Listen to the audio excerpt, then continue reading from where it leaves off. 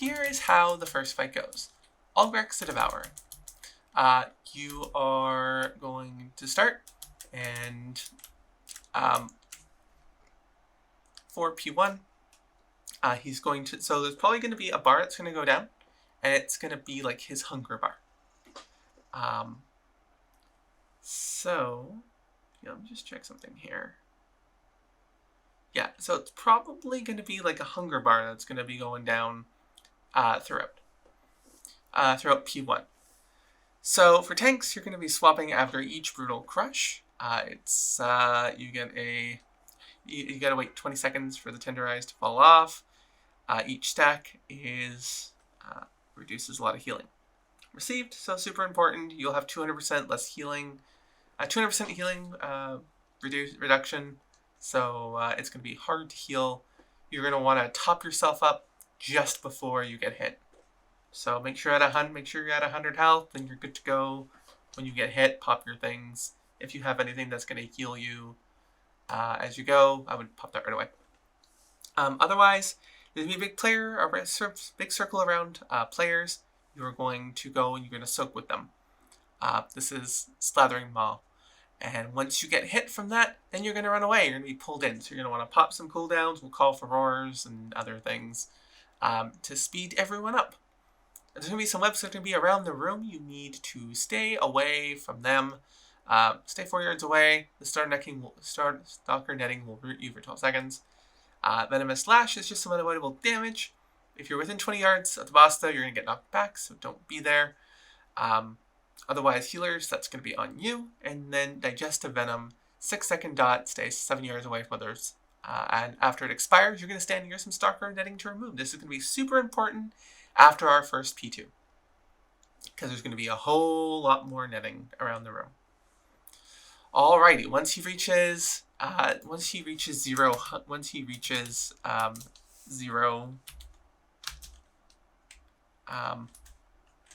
hunger, 0 on hunger bar. Need to change that. Nope. Once he reaches 0 on the hunger bar, I assume, he is going to go into a frenzy. So, and get really, really angry. So the tank, one of the tanks is going to need to pick up, whichever one doesn't have the tenderized on them. You're going to need to pick up the gnawing friend. Sorry, not gnawing friend. You have to pick up the ravenous spawn. It does some damage in a 10-second dot. It's not too bad. Just keep your defenses up. You'll be fine. The boss is going to do a big old charge across the room. There should be a circle where he's going to be marked on where he's going to go.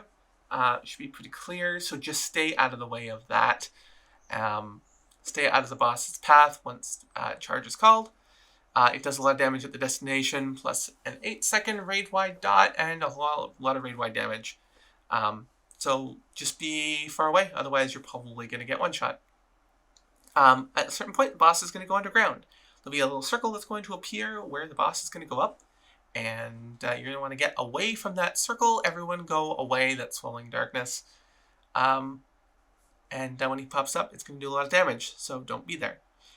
Insatiable Rage will stack with each bellow. It's a bit of a pseudo DPS check. We are going to lust once the first Ravenous Spawn comes up. That's when we're going to hit our lust, and we're going to just DPS the shit out of it, and it's going to get it down. The last bit of thing to watch out for is Hulking Crash. A lot of damage to everyone within 300 yards. If you're outside of the impact zone, be out of there. It'll do no damage, so try to get out of there as fast as you can. If we need to pop some speed things, we can do that. And so once we kill the Ravenous Spawn now and avoid all the other mechanics and keep yourself alive, there's going to be some goo shit on the ground, and you're going to be able to go and pick it up and throw it at the boss and feed the boss. Once the boss's hunger meter thing reaches 100, it'll go back to P1, and you'll be good to go, and just rinse and repeat. And that's it. That's the fight. This is a Bloodbound Horror.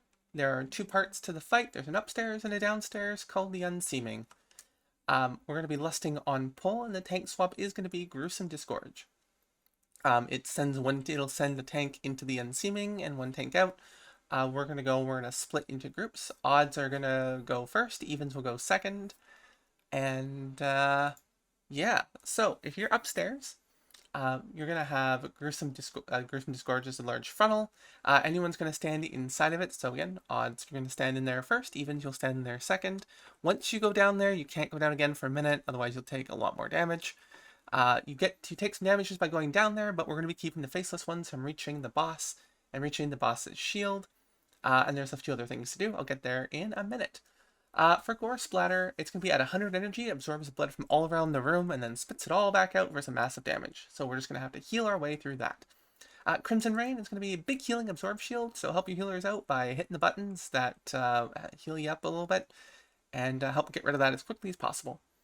The Black Boss is going to ooze some black blood. You don't want to stand in that, it'll do some damage. And then Black Sepsis, if no one is within a melee reach, boss throws a tantrum and does a bunch of rate damage.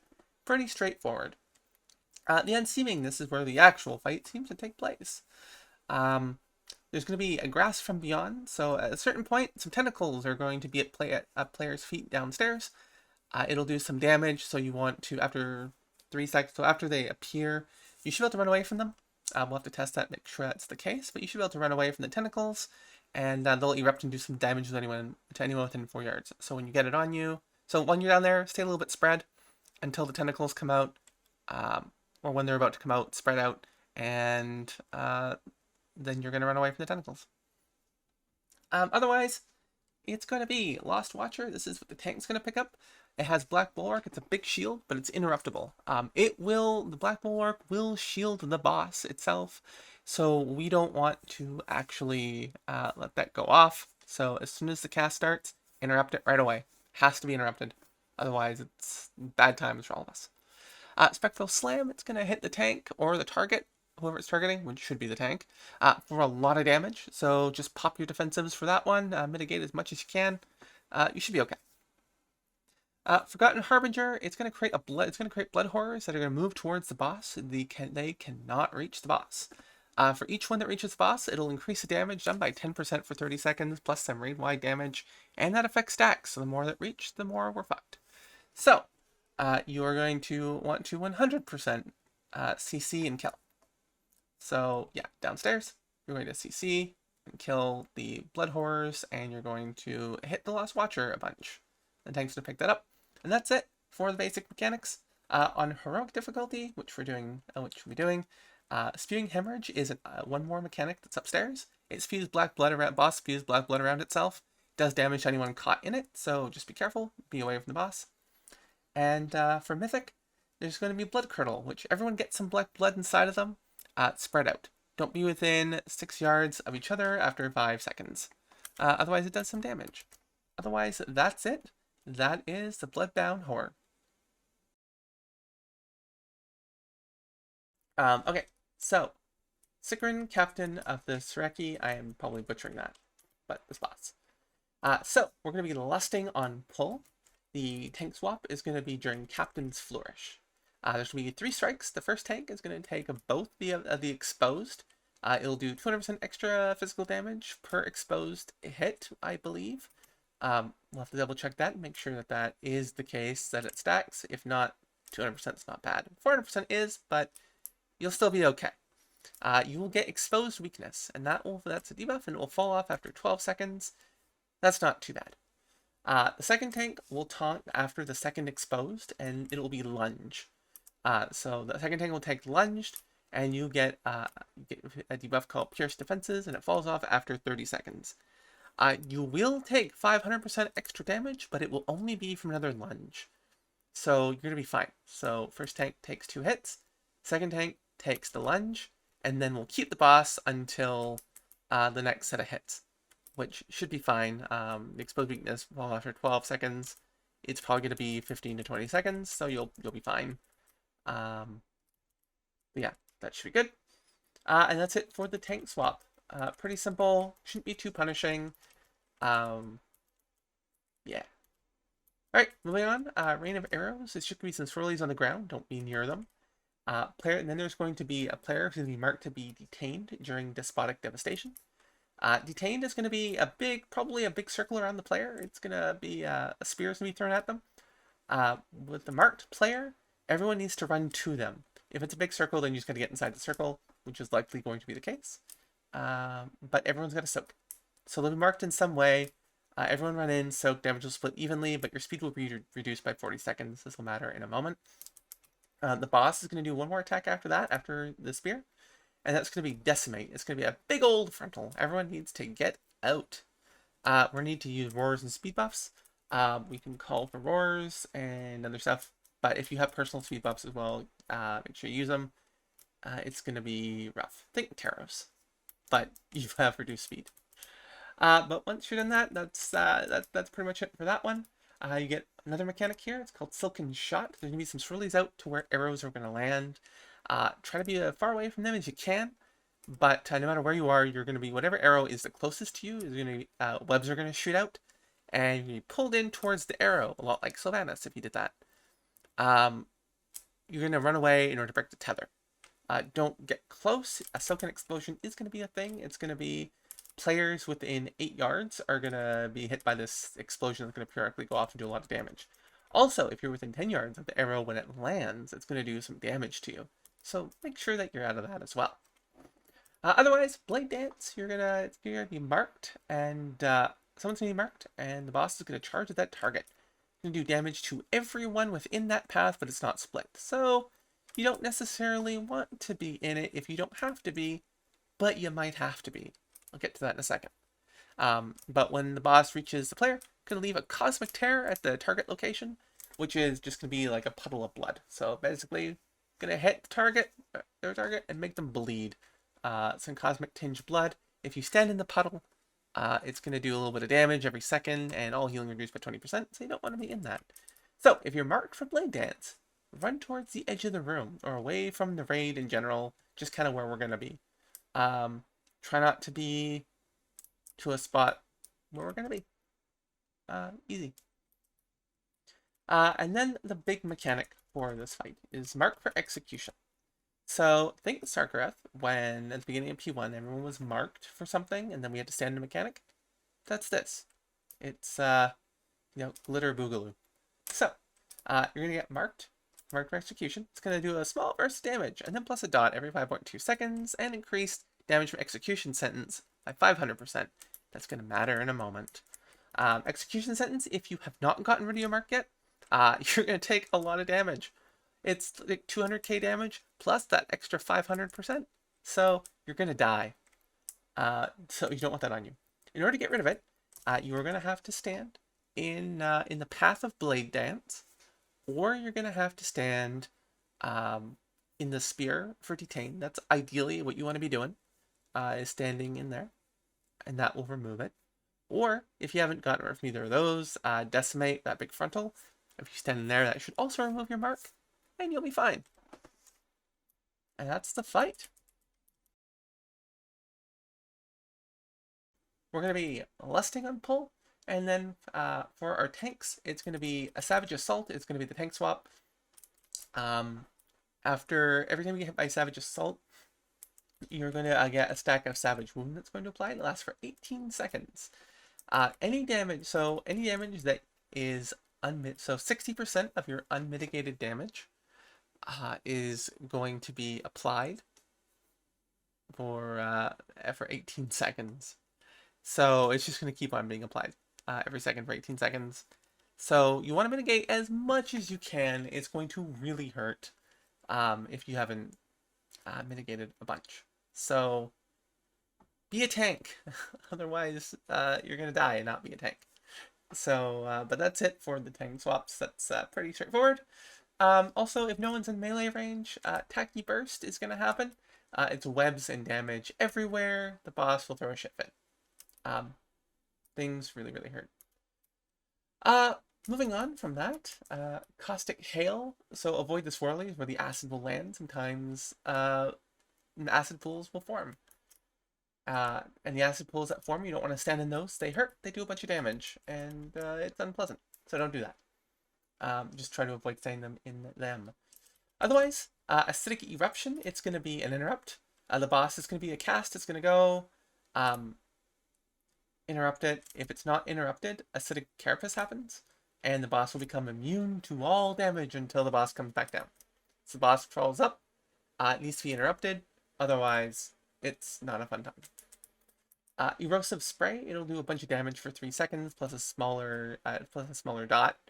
It leaves lingering erosion, and that is a 12-second dot. It does additional small damage, so it's not too bad. Just kind of got to heal your way through it. And help your healers out and try to do what you can. Infested Spawn, this is where it gets interesting. It's going to, players are going to get marked, and you're going to be impregnated. There's going to be some bites, infested bites. It's going to chew on you from the inside, inflicting a bit of damage every second for 12 seconds, and that stacks. We're probably going to just have to heal through it until it goes away.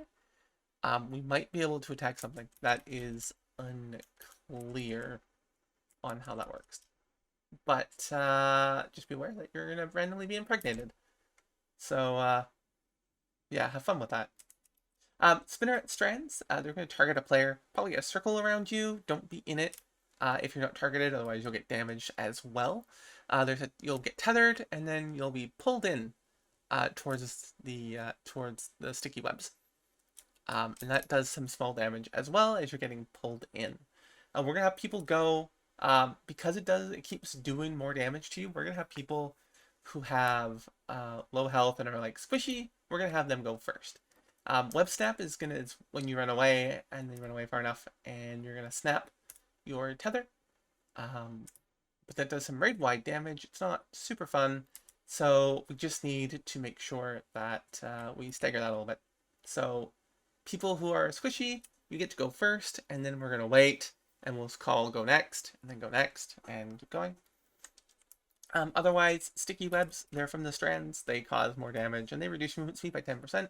Be aware of that. When you have to break your web, and when it's time to break your web, you may need to use a movement buff in order to help. Otherwise, the biggest thing in here is the rolling acid. So it's gonna mark a direction that it's going, and it's gonna be, if you ever did Helia, it's gonna be a lot like the water that goes across. It's just gonna mark a direction it's gonna go, and then it's gonna move in that direction. If you go into it, you're gonna get something called acidic stupor, and you're gonna get corrosion, and it's not super pleasant. Acidic stupor does some damage, and it stuns you for a second, and corrosion inflicts more damage for 1.5 seconds every 1.5 seconds for 15 seconds, and it also stacks. The only time you want to be in it is if you have sticky web on you.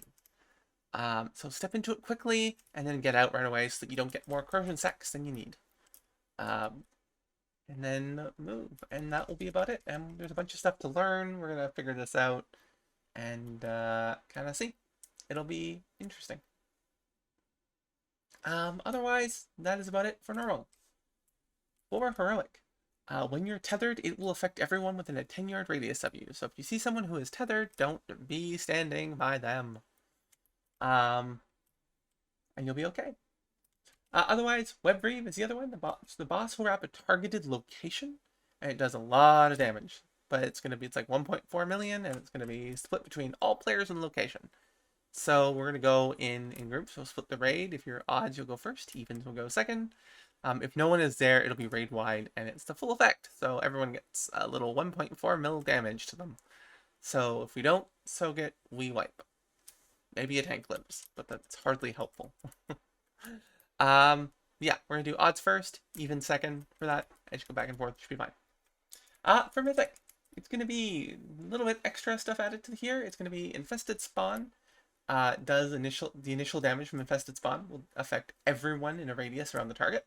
So there should be like a circle, likely. Just don't be in it. You'll be fine. And then Infested Bite will also reduce movement speed. Additionally to that, there's gonna be tacky threads. So when you're tethered and you do your web snap, there's gonna be little bits, pieces that kind of go off in multiple directions. Anyone within 5 yards can get hit, and if you're hit, you'll get tethered, and it'll retether the original person as well. So they'll suffer too. So just stay away when we call someone to, or when I call someone to get kicked out. When I call someone to go snap their web, don't be near them. And we'll have marks over people, and that should help. Otherwise, enveloping webs is the last one, and the bot spits webs in targeted directions.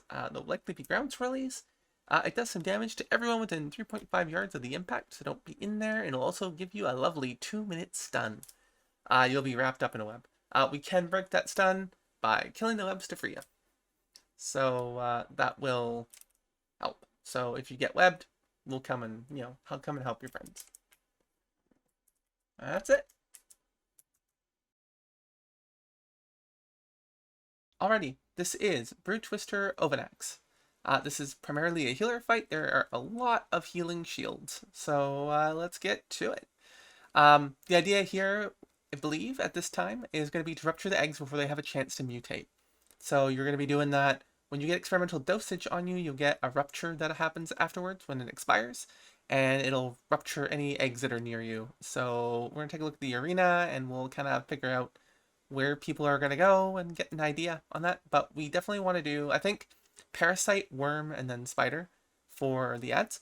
But that may change depending on how hard they are. I'll go over that in just a second. We're going to be lusting on Pull.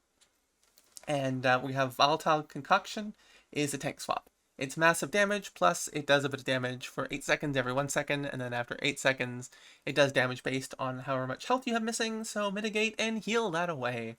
Try to be at 100% health after that 8 seconds, so that you don't get hit with even more. So yeah, experimental dosage will go onto players. When it expires, we'll do a bunch of damage, plus a big healing absorb for anyone within 4 yards. I'm thinking at this point it's going to look like the Anduin kind of shield. It'll be like a little shield around people, and we all stand in it, and then push our healing buttons and whatnot. But we'll see what that looks like, and kind of figure that out as we go. But we're probably going to want to stand in that, like the Anduin healing absorb. But it also causes nearby eggs to hatch when rupture goes off, as well. So we want to pick those eggs. We'll take a look around the room. Otherwise, the only other real big thing to worry about with the boss is ingest black blood, and that's at 100 energy. It's going to be, the boss is going to be moving its nearest black blood and does a bunch of raid-wide damage, plus an absorb shield, 580k healing from everyone every 5 seconds, so we have to really heal our way through that. If the boss goes to the container, we get sanguine overflow and transfusion. Not sure if there's a way to have blood around the room so that we can avoid that, but again, we'll have to take a look. But sanguine overflow does some damage every 0.5 seconds and a big old healing absorb, 232k. And then when the black blood touches an egg, it hatches and mutates, so we want to try to keep that from happening as best we can. For the transfusion, it does a little bit of damage, plus the boss will steal healing for an absorb shield. Luckily, it's not every few seconds, it's just a one-off, 116k. But then does hemorrhage every 7.5 seconds. Hemorrhage does a lot of damage on impact to anyone within the area, so you want to be away from the boss at that point. Not sure if this is, it doesn't seem to be interruptible, but we'll see if there's a way we can kind of keep that from happening. A lot of this is going to be, we'll do a pull and see what it all looks like. And then I'm sure we can figure it out from there. But reverberating, it does a bit of damage, plus 116k healing absorb every 7.5 seconds. It stacks. Not sure what causes it. I feel like it has to do with hemorrhage, but given that it's also 7.5 seconds, so it's probably that. It's probably connected to hemorrhage, but we'll have to see what that looks like. Alright, otherwise, the big thing in this fight is the ads. So the blood parasite will fixate the target and run. If it reaches the target, it'll do some damage every second for 10 seconds. Then 2 new ones erupt. So that'll be fun. And if it mutates, it'll get accelerated, so it'll increase its health by 50%, and movement speed will increase by 10% every 2 seconds. So we want to get those down quickly, CC them, keep them from reaching the target, do whatever you can. Run away. If it's fixating on you, I wouldn't worry too much about the damage you're doing. Just don't let it catch you, because we don't want more. For the worm, it does a poison burst, which inflicts a lot of damage to everyone, but that is interruptible, so as soon as that goes off, as soon as that starts, just interrupt it right away. That cannot go off. It's 1.1 million damage. Web Blast, it'll inflict a lot of damage to a random player, so just be aware of that. That'll have to be healed through. And if it mutates, it gets Ravenous, which increases its health by and casting speed both by 50%. So it'll go a little bit faster. Colossal Spider is kind of the big tank one that we kind of want to, when that one hatches, we want to tank on it. Vicious Bite will inflict almost 1 million damage and increases all damage taken by 25%, or by Vicious Bite. And then if it mutates, it increases its health by 50%, and then Vicious Bite becomes Necrotic Wound, so it has Vicious Bite. Plus, it reduces healing received by 10% for 15 seconds, so that's always fun. Otherwise, that's pretty much the fight. On Heroic, we get an extra mechanic. We have the Unstable Web. It does some damage by 0.5 second, every 0.5 seconds, and reduces movement speed by 50%. It can be dispelled, however, when it dispels, it erupts. So it does a lot of damage and roots anyone within 10 yards. So spread out, we're probably going to mark a spot for dispels and then kind of keep yourself away. We'll see how many of those go at a time. For Mythic, it's a little bit more complicated. There's a little bit more to it. We get, so in order to hatch an egg, it requires 2 simultaneous ruptures, so we are definitely going to have to assign people to that to make sure that those eggs do get hatched before they have a chance to mutate. Otherwise, catalyzed mutation, it's some black blood into each type of eggs. We cannot control what mutates anymore, so we just kind of have to deal with it as it comes. So the spider, if it gets mutated, it'll increase its health by 100%, plus Necrotic Wound, so really nothing different aside from more health. Worm, same deal almost, increases health and casting speed by 100%, so it's faster at casting.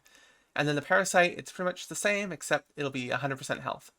And then the movement speed's 10% every 2 seconds, as per normal. And that's it for the fight.